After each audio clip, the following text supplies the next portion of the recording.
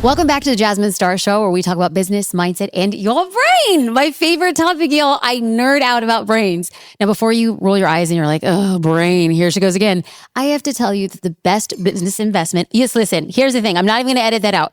If you're watching this video, y'all, I have to stay hydrated during these podcasts. So I got a protein smoothie. I got coffee. I got water. Y'all, here's your reminder. Drink up. Okay. I have to tell you that the best business investment I have made in my business has been my brain. Not in new tools, not in coaching. The more time I spent studying my brain, the more results I got in my business and my life. When I began learning how to control my brain, train my brain, and empower my brain, I began to look at my business in massively different ways.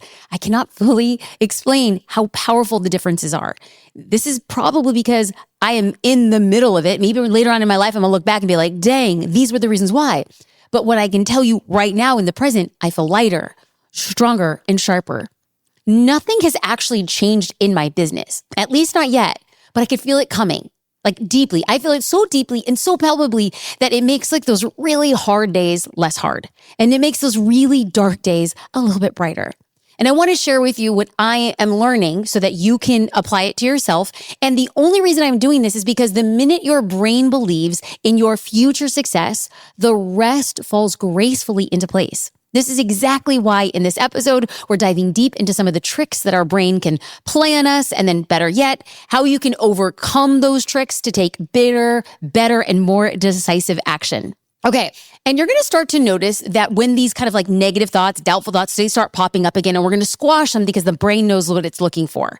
But first, I would love to read some kind words from a friend and podcast listener who goes by Arctic Fox M03. They gave it 5-star rating and they said, I've been learning from Jasmine for years, 10 out of 10. She's helpful, she's personable, she's relatable, and her experience and expertise is priceless. Thank you, Jasmine, for all that you give. That was very awkward for me to say, but it would be more awkward for me not to acknowledge the positive words and reviews that you are leaving. Those reviews make a difference, and I read all single one of them. So thank you. They mean a lot to the team and I. Okay, so let's get back to your brain.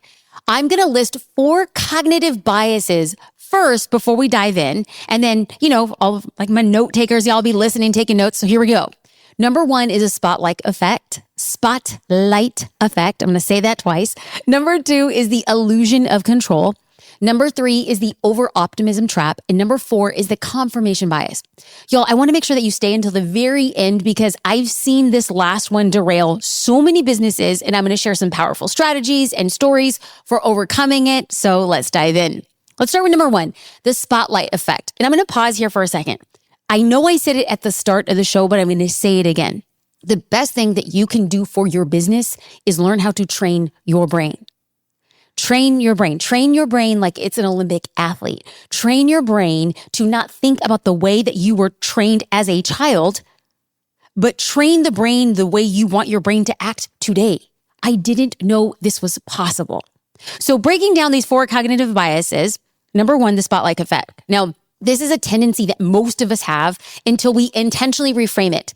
This is when we overestimate how much attention people are paying to us. It's like that feeling as though it's like there's a spotlight shining directly on you, highlighting every little thing you do or say, when in reality, most people are way too busy or preoccupied with their own lives to notice every detail about you. Fear of failure and fear of success can also play into this cognitive bias because it's a big part that the fear is failing and succeeding in public. And that kind of adds an additional layer of responsibilities, expectations, and judgment.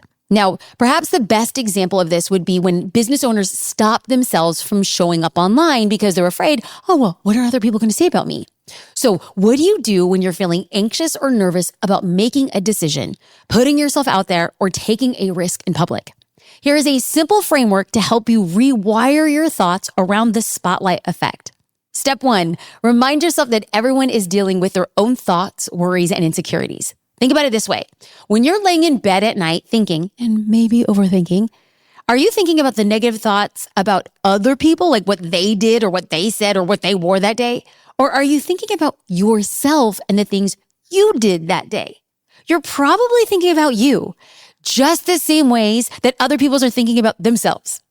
Now, step 2 of the spotlight effect framework of getting over it is focus on your goals and deciding why you're doing this to begin with.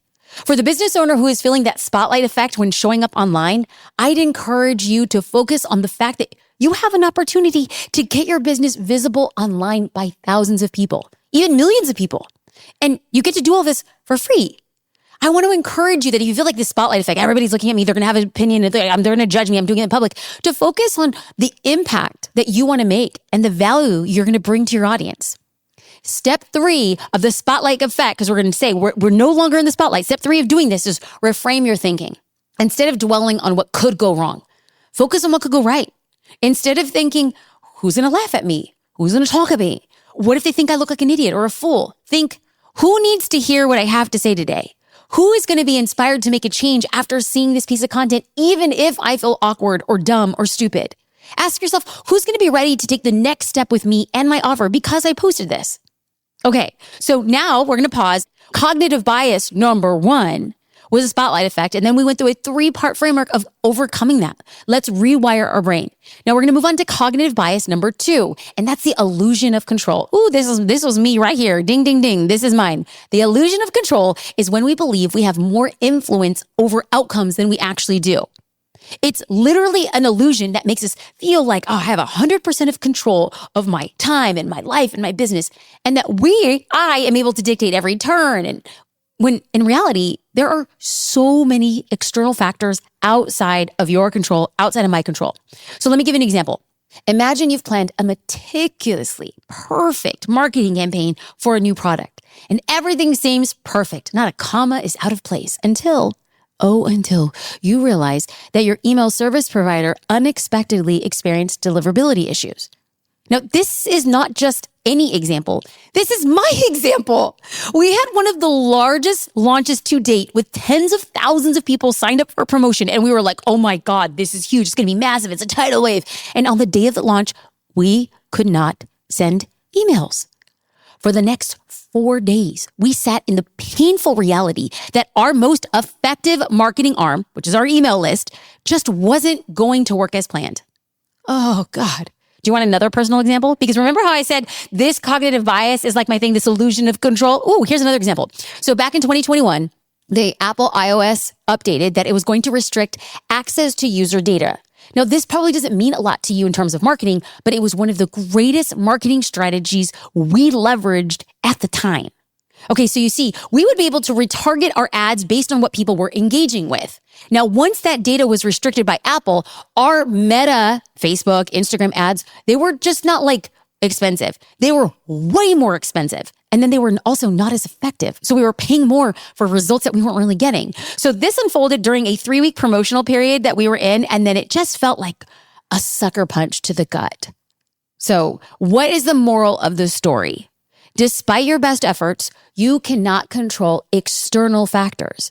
Now, I truly believe there's only one thing that you can do when this happens. Besides preparing yourself that the unexpected will always happen, and the main thing is that you have to accept it. I've said it once and I'll say it again. I can control my efforts. I can't control the outcome. By detaching myself from the outcome and expecting and accepting that some things are out of your control, you're going to get better results and you're going to be able to think clearly and focus your efforts on what you can control. So what can you control? Well, you can control your marketing strategy, your execution, rather than fixating on the outcome. So we're going to pause here because I have to tell you that the minute that you can release disappointment from not getting a result, you become faster at fixing what can happen. So for so many years, if something went wrong, I just sat in the rut. And this is how I knew I was becoming a stronger entrepreneur, that the amount of time that I sat in the rut got less and less and less. And now I go into things being like, dang, that sucks. And I'm so bummed that it happened, but we got to move fast and we got to fix it however much we can. So the first cognitive bias, as a little reminder, was the spotlight effect. And the second was the illusion of control. And now number 3 is the over-optimism trap. Now, this is not something, these people are like, Jasmine, you're not optimistic, you pessimistic. No, baby, I'm a realist. I don't struggle with this, but a lot of people do. This is what the over-optimism trap is, where people excessively believe in the likelihood of positive outcomes. Not a bad thing, but this leads to a point of underestimating the risks or the potential challenges. I want you to think of it as like, oh, I'm wearing rose-tinted glasses that make everything look brighter and better than what it really is. And as entrepreneurs, this is not a good thing. It could be really costly to be over-optimistic when it comes to operating a business. Here's an example. Imagine you're launching a new product and you're incredibly optimistic about its success. You've convinced that your idea, it's revolutionary and your product's gonna fly off the shelves and your business will become an overnight sensation. When in fact, you're so focused on the potential rewards that you overlook potential pitfalls or challenges. I'll never forget back in 2022, we developed an in-app social media challenge for Social Curator. The promotion was focused on the challenge itself, but the tech team and I, we worked on this for over 6 months, 8 months. I think it was a lot of time. And I was so confident about the challenge that I didn't normally do what I always do, beta test it. Huge mistake. Huge. I ended up stopping the challenge 3 days into it because people were overwhelmed. And because they were overwhelmed, they didn't know where to go. They didn't end up taking action. And if you're not taking action, you're not using the feature. And they didn't know how to actually start. And I have to tell you, my God, I was humiliated. I wanted to punch myself in the face for being way too optimistic when that is not my likelihood. And then without even testing the idea before we released it. So how do you overcome the over-optimism trap? I have 2 tips for you. Number 1, know your desired level of success is more than possible for you. Trust it. It's true. You should be excited about the future you're creating. I'm excited about my future, but plan on it taking longer than you think. We must expect setbacks and delays along the way, and we have to learn to embrace them as opportunities for growth. By setting realistic expectations and a long-term perspective, you're going to become a person that you need to become in order to build the business and life that you deserve. Now, tip number 2 is to balance optimism and realism. It's important to recognize that while your goals are achievable, they're also going to be anything but easy. And that is okay. It will not be easy, and that's okay. It's not supposed to be easy. If it was easy, everyone would be doing it. And look around you, baby. Really, there are few people who are brave enough to build like you. Congratulations. You are the rare. You are the special. You might also be a little bit crazy, but aren't we all? We're doing it because it's hard. And when we do hard things, we become stronger. And though it might be hard, we're harder. Let's go. All right. So we're going to move on to cognitive bias number 4, which is the confirmation bias. You might have also heard this called the anchoring bias. Now, it's when we seek out, and it's when we interpret, and it's when we remember information that confirms our existing beliefs or hypothesis while ignoring evidence that contradicts them. Like you're looking for evidence to be like, it proves my point. Like, in other words, we're wired to look for evidence that supports what we already think or believe, rather than objectively considering all of the available information. This is like a typical conversation that I have with my husband. When I am trying to be right, I would be like, let me give you all of the evidence as to why this is my spot on the sofa. When in actuality, what I should be looking at is, it is a sofa. Anybody can sit here. Can I see it from his perspective? Well, the cognitive bias is like, no, absolutely not. Because do you see the gluteus maximus part here? It is, this side of the couch is shaped for me. Therefore, it's proof that I belong there. No, that is cognitive bias. Now, the worst part is that we do this unconsciously. We don't actually know that we're looking for evidence. So let's do this through way of an example. So imagine you're conducting market research to set a price for your new product. But here's the thing. You have a preconceived idea that a higher price point is going to attract higher end customers and generate more revenue. So you gather data and feedback from potential customers. And then you focus on information that supports your belief, like, higher price point, higher money, win-win. Now, you might selectively interpret responses or customer feedback to see what you want to see while overlooking any indications that, customers for that specific product are price sensitive, or maybe they're hesitant to pay for more. The confirmation bias could lead you to set a price that's too high for market demand, which limits your product's potential sales. No, thank you. So how do we overcome the confirmation bias? Well, here's a quick framework. First, seek opposing views. Actively, intentionally seek out feedback and perspectives that challenge your assumptions. Intentionally talk to people who disagree with you or have a different viewpoint. I have to also remind you, our brains are wired to want to seek people who agree with us, who relate with us, who see the world the way that we do. So this is going to be a challenge. So I'm going to pause here. Every time I make a business decision, I go to the two people who are most likely to disagree with you. Shout out to JD, my husband and business partner, and shout out to Jade, our COO. I trust them because they come so hard with data and analytics that would be counter opposite to what I want. Now, if I can adequately accept that data and reinterpret it and present it to them and we're all on the same page, we're on a place to win. If I can convince them with different data set and interpret it differently, then we're on the same page and win. If I cannot convince people who see differently and present data, then I have to submit to their wisdom and advice. I surround myself with people who disagree with me. Now, the second thing you can do is really, it's kind of kissing cousins to that first point, which is to embrace data, not anecdotes. This means basing your decision on numbers and evidence from different sources, not like, oh, my personal experience, my hypothesis. I have a story. I once heard this story. No. We are not looking for stories or ideas that confirm what you already believe. We need data. Now, the third thing that you can do to overcome your confirmation bias is to question yourself. Ask yourself, am I only looking at information that confirms my beliefs? Now, recognizing this bias, it really seems simple, but it is such an important step to overcoming it. It makes you so much stronger. So now, because my love of the brain, my love of what I'm learning, and I can tell you that every single one of these confirmation biases can be and has been anchored by a personal experience where I'm like, if I had just known that I was going through this cognitive bias, my result would have been different. That is why I'm sharing it with you. Now, we're going to go through a quick review. Number one was the spotlight effect. This is where overestimating how much attention other people pay to us, which ends up stopping us from taking action. Nobody's thinking about you as much as you are thinking about yourself. Number two is the illusion of control, believing we have more influence on outcomes than we actually do. We are in control of the effort. We are not in control of the outcome. Number three is the over-optimism trap, like excessively believing that positive outcomes manifest, it's going to be perfect, and then we underestimate the risks and potential challenges.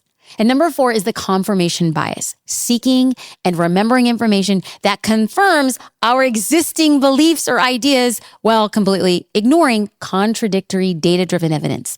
I want to say thank you for listening to the Jasmine Star Show. It is an honor and a privilege to create these shows for you and share what I am learning about my brain as it relates to business. This year has been a big year for me. 2024 has been the year of me. Now, I have to tell you, my word of the year is independence, not independence doing it on my own, independence doing it my own way.